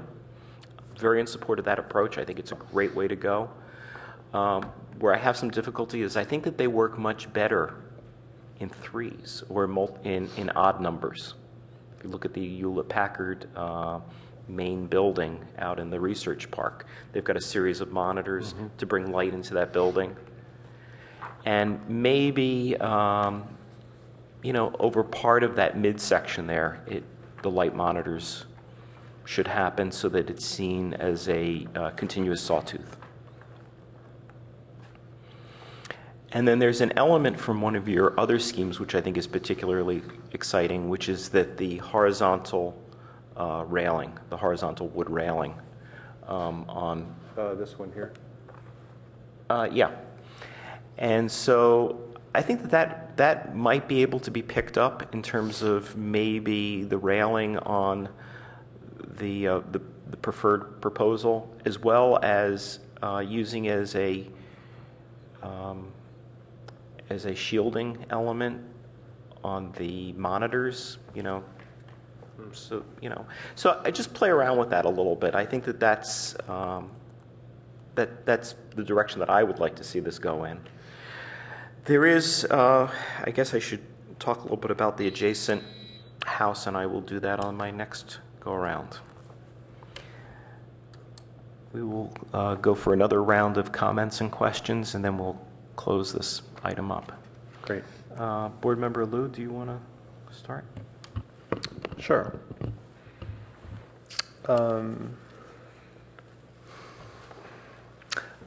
So could you talk a little bit about the courtyard entrance and how you conceive of that? I will say, I think that I looked in the urban design guidelines, and it does sort of point to that direction of buildings on them having little courtyard entrances and stuff, as opposed to, say, like a corner tower. So actually, let me explain. I get your feedback, and thank you for the feedback along Lytton with the glass here. This counts as recess and covered recess for the pedestrian downtown guidelines, and it only requires 1.5 square feet per lineal foot. And so we're way over that requirement with what we're doing here. So we want to engage a landscape architect to make this, sort of the feature entry, but also a place to be able to sit and you can actually enjoy the historic house that we're going to be renovating, or rather restoring next door. Now, albeit it's over the parking structure, so it's not going to consist of plant material in the ground, but I could see that there might be a combination of hardscape, plant walls, seat walls, that sort of thing, to get people to hang out there. And we saw this as a more important corner because of the historic building, but also because I feel like that's kind of closer to the downtown, and it would be a faster walk to the amenities that are there. So we don't have the landscape architect on board yet, but those are some of the ideas that we'd be talking about, I think, at that location. Is there any advantage of connecting the entrance courtyard to your backyard? Because at the moment, you have your one-story office that sort of blocks an outdoor access to it, right? You have to go all the way around to the driveway side. Yeah, I think even if it was connected or open, we'd still want it controlled. I would imagine you would have some sort of fence or something. Right. But is there? It seems to me. Potentially you could have a nice experience of walking around the building. I would just throw that out there for you to consider. And then I have a question for you on the parklex. So I was looking at the we approved that material on the Lockheed building. Over in the office. In the research park. Oh, I haven't seen it. Yeah, and is that the one Studios just? No, this was no, it was not. The Studios did the one on Page Mill and Hanson or whatever. This is actually on Hanover. Well, you take a look at it and let me know what you think about it. I've seen it on other projects, and I've liked it. And when I looked at the Lockheed project, it just looked fake. Was it the actual color or pattern that they selected? They used like they used a variety of colors, right? I mean, it's not just the same one. There's a range in there. Right. And I think it may be just the scale that is a very fine grain kind of veneer looking. What's the material on the Epiphany, on the side of the Epiphany Hotel here? Is that a Parklex? Randy, do you remember that? I think that one might have changed somewhere along the lines. We can find out about that. I don't see this looking too much like real grain wood. I'm more interested in the color. Yeah. Yeah. And you're thinking in the redder one versus the yellowish. Probably. Maple. Yeah. Yeah. Because we're thinking of Western red cedar for the upper floors. Mm-hmm. Okay. I think that's the better color. But truly, the detailing of that is what it makes or breaks it in my mind, right? How you handle the rain screen, how the windows are relating to it. Okay. And then could you explain the back of your building is something very different than what I've seen in your other work. And I was wondering what the concept is of the metal, of all of the metal.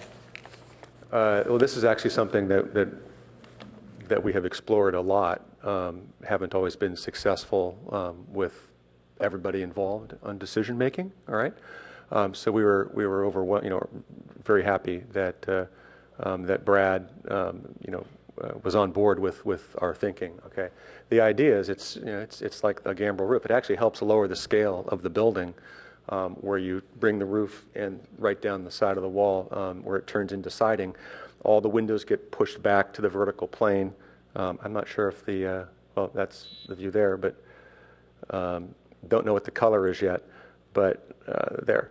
So the windows here get pushed back to the vertical plane, so there'll be a deep recess. And then we break the roof up on the backside for the residential. And I thought, kind of it's like a French mansard almost, where you've got these little pop-ups that have a more residential scale. But the whole concept was generated from trying to tie back into that residential neighborhood. That's where it came from. Okay, and that was where I was thinking. I was thinking that was there were two issues with that. One is maintaining sort of making a transition to the neighborhood, but then also two, if it's metal and it's facing west. It's not true west. Right. It's just glare Northwest. and shiny. If it's shiny, I know that a lot of metals can be pre-patinaed and have a zinc coating to make them a little duller, but it would be glare and light. Yeah, we need to think about that. Yeah. The baton. Okay, Vice Chair Pop. All right. There are a lot of elements of this building that are really fun and interesting. I think there's a lot of variation and character in the different aspects. But one of the things that I guess I am concerned about is the Lytton elevation is just long. It's monolithic and long, and in sort of its simplest description. I don't know, is it 110 or 115 feet almost of this sort of singular expression? And I'm wondering if there's a way for you to break that up a little bit, other ways to look at that. I very much appreciate the information that you gave us about the different options that you had considered for skinning the building and some roof forms, but I think the one thing that you haven't gotten to yet is how to maybe break that up into a couple of different pieces. I think that sort of attaching to Chair Lippert's comments about the monitors and maybe more repetitive or creating a rhythm, something might help us a little bit. The pressure that this is putting on 411 is significant, and while I applaud the courtyard, and I'll look forward to the landscape plan that will occur there, and I think that will create a buffer between the two buildings in a way. That stair tower is like 12 and a half feet away from the building, and there's a corner that looks back to where that office structure is with the terrace on top of it that might only be 8 feet away from the building. So the two are really very close together, and I think it's going to take some real work to make those? There's 15 feet here, between here and the building, and Okay. I think this is 18 feet. All right, I was just trying to scale off the little bitty drawings I have, but, the back corner of the new bedroom to the corner of the office looks like it might be 8 or 10 feet. That little diagonal here. there. Yeah, I mean, it's tight. There's no discounting that. Well, there's currently a fence that obscures the historic building that we'll be taking down, so this will be much more visible than it There's is a big today. tree back there too, isn't there? Or is There's not a tree there, no. Okay. I'm just, okay, I wasn't seeing it properly then. So, for staff, just as you review the application, make sure you're really looking carefully at the square footage allocations. I don't think we have an issue here because the applicant is not asking for the maximum on this project. I think that we see a lot of projects where we are at or beyond the limit of FAR, and refreshingly, this project is below. Fully parked. And fully parked, and so I think that we should all applaud that. But subtle things like it doesn't look like the residential elevator is really dedicated to residential. It looks like it might stop at each floor, and so just Oh, no, it's all residential. Is it? Okay, yeah. I mean, just let's be precise about that. On 411, I want to just talk just really briefly about that because I think it's unlikely that that'll really come back to us. But I'm looking at the layout of the addition, and there's a window that's centered directly on what I think will probably be a bed wall. And just thinking about how furniture might lay out in that little room, I know this is such a minor detail, but just... I'm sorry, Randy, I was just making a note about the No elevator. problem at all. So I was just looking at the floor plan of the proposed addition for 411. Oh, okay. And you're showing a window centered on the room. Oh, yeah, no, on what yeah. is probably the I only agree. wall that you'd be able to put a I bed. agree. And so I think that that's likely to shift around a little bit. I think that again, the only reason I'm bringing these up is I think we're unlikely to really see this. It's going to get reviewed at staff level, and it looks like there's some funny vent stack that's sticking up off the building in the back, and can probably avoid that, and maybe add some windows to the laundry so that it looks a little bit more like a typical porch might look on a building of this date and character. That's all I had for that little building. But let's see, I'm trying to go quickly here and jumping around a little bit. But back to the Lytton frontage. I really like the setbacks that are described in I guess they're sort of options 3 and 4, and this goes back to Chair Lippert's comments about blocking out windows and what the character along the street will be. And so, you've got so much more depth in that area, and I think that the version that you've preferred is pressing on the sidewalk just too much. And so as I said, I applaud this courtyard idea, and I get that satisfies the requirement, but I think that there's more to be done here, and you have some flexibility that you could apply that would be That'll help, I think, on beneficial. the sun shading here. That's what motivated these initially, and then we kind of lost it here. We were going to put awnings down this, nice awnings. I think what that'd I think be are nice very awnings. helpful. I look forward to seeing that. But that doesn't address the window issue. It just addresses the shading issue. I do think, though, that if the window line is pushed back, people will be less likely to obscure the windows in the same way. If you feel like you're far enough away that you can't have somebody reading what's on a computer screen right next to the window, it will give a sense of privacy that doesn't exist otherwise. And since you mentioned the solar shading, one of the things that I guess I was struck by is that you've got some different windows going on with different types of shading and recesses, but essentially the entire length of the Lytton frontage is one exposure. And so I was wondering if was there a driving force behind that design, or is it just an aesthetic? What we decided on here for the verticals was aesthetic, essentially. I mean, it provides shading. It's not the horizontal. This is actually due south. Horizontal would probably do a better job. Right. but wanted to get away from making the building looking even more horizontal. That was the motivation.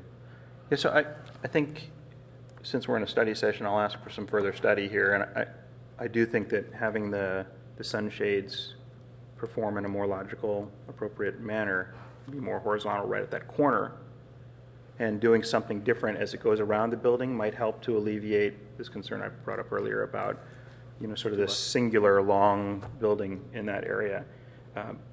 Really appreciate not having parking at grade. I think that that's the absolute right approach, and I like the idea that we've got a building that's holding the street edge and all of those things. There's a lot of really great aspects to your site plan and your approach, but to me that's something that needs a little more work as we go on here. I'll pass the baton, and thank you, I have Randy. a couple more things, but get back to it. Board Member Guru, do you have anything else that you want to add? No, I'm fine. Okay, great. Okay. I want to address 411 Lytton a little bit. First of all, Mr. Hayes, I appreciate what you're doing here in terms of the property line adjustment and putting them both on the same parcels. I think that helps you in terms of alleviating a lot of problems in terms of daylight plane. And I think that's really what it's being used for, is to sort of deal with that. There are a couple of things that I think could be improved by thinking about it maybe a little bit differently. First of all, Lytton Avenue is an eclectic street. It's a mixture of commercial office buildings as well as residences. And the further down you get on Lytton towards Middlefield Road, it begins to then turn into a residential neighborhood. The unfortunate thing about a lot of the single-family residences on Lytton is that they actually are small offices. They've been converted. Whether they're permitted uses or not is not of consequence. This is actually a residence. I know. That's how it's used. I understand that. Yeah.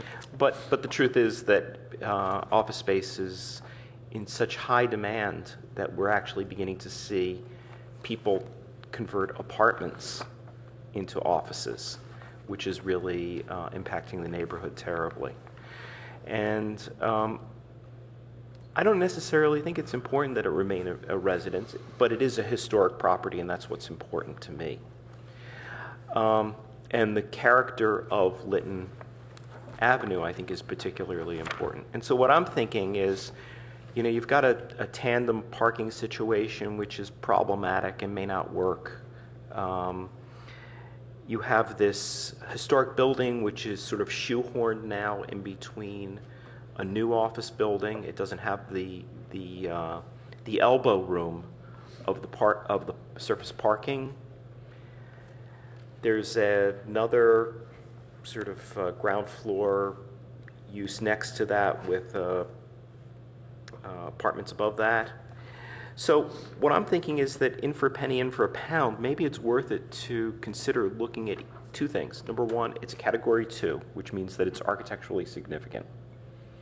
Relocating it and putting it on a site that can support it, and just go have at it and actually dig under the entire site and do what you need to do, and look at the whole site as being office building.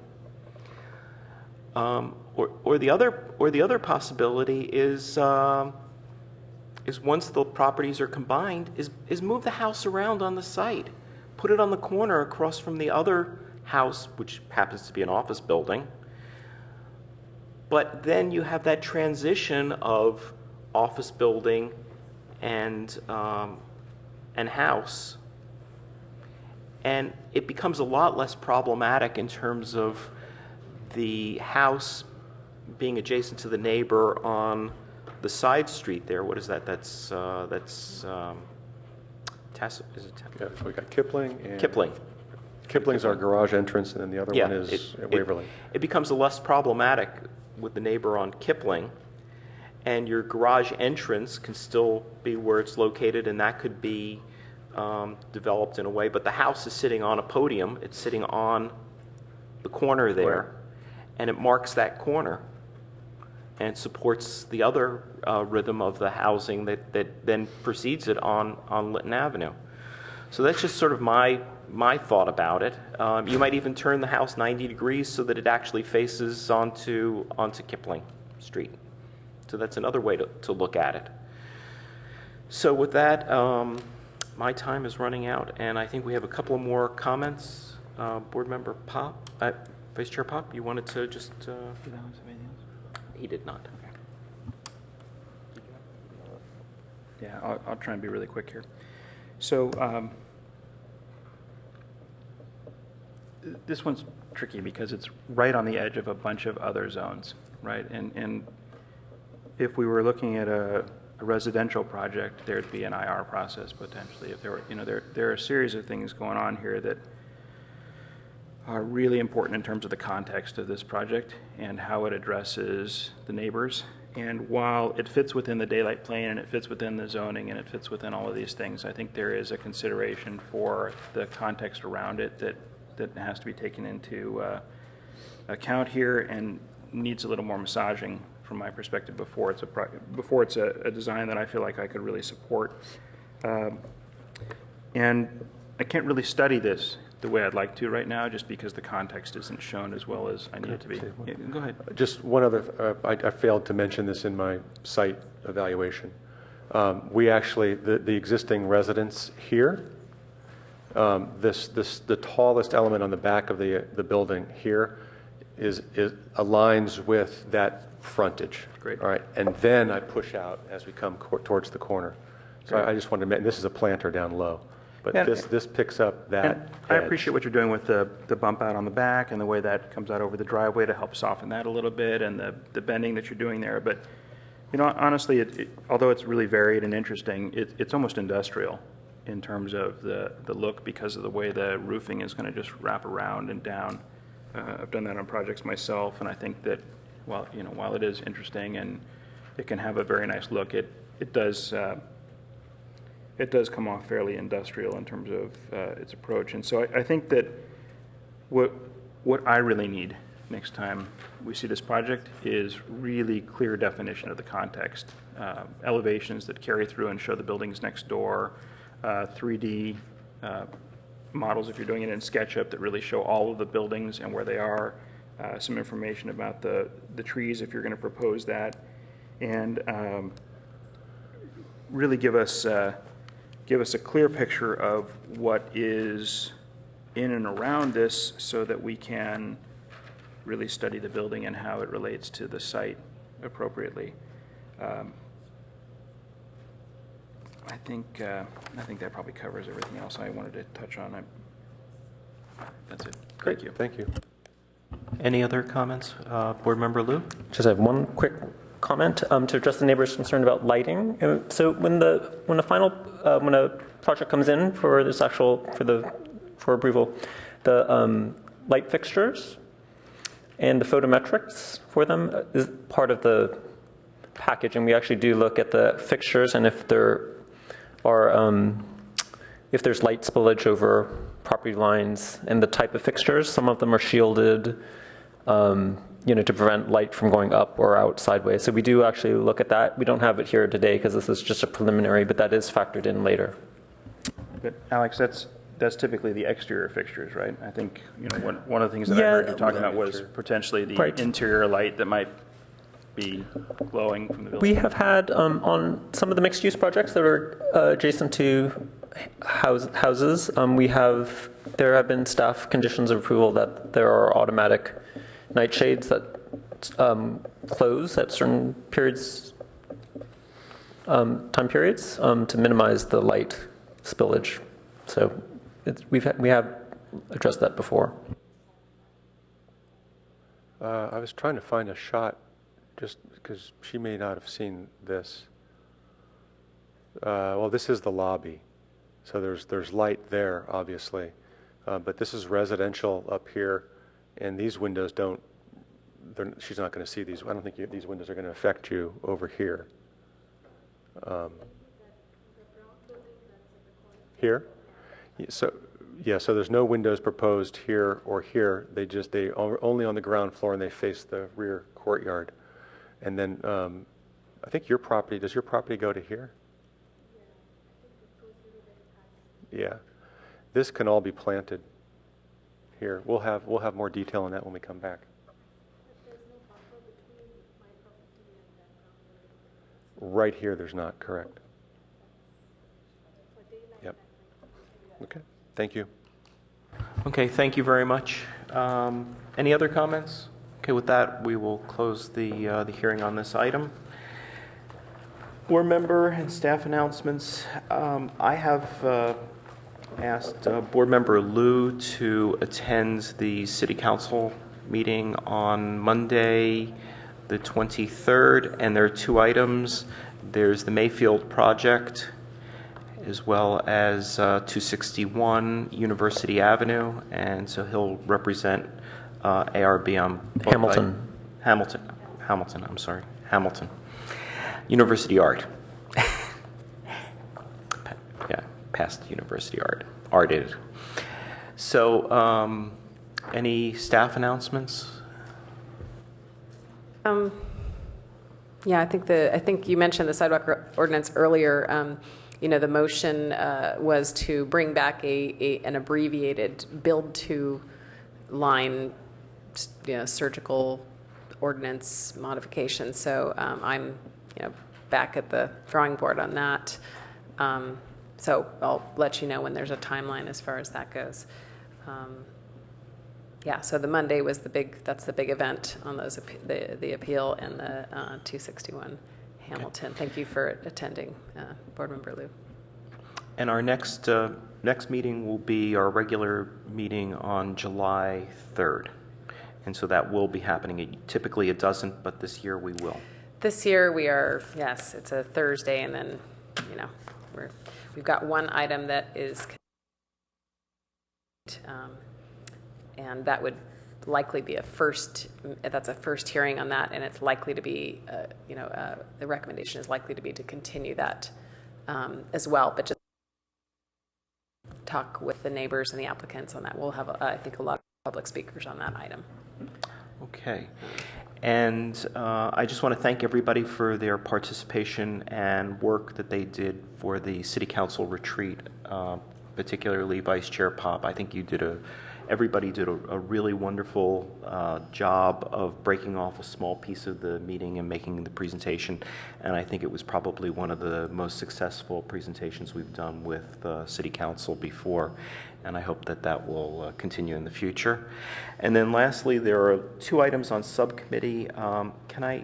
For consistency's sake, can I ask Board Member Liu if you could stay and work with I can. I don't know what's on I didn't even look. It's 101 Lytton and 150 Forest. It's the signage for Survey Monkey.